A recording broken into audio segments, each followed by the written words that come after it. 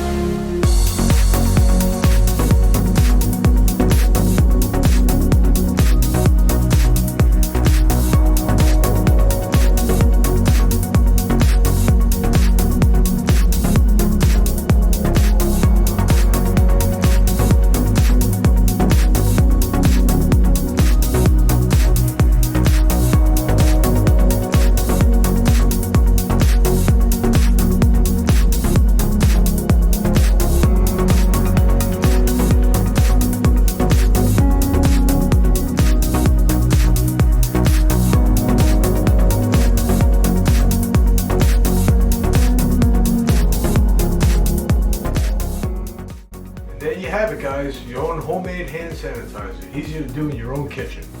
Don't forget to add that unique ingredient, the skin oil, if you want that silky smooth hand feeling after you put it on. Don't forget to hit that subscribe button, don't forget to hit that bell, and leave a comment if you have any questions. I'll see you guys later.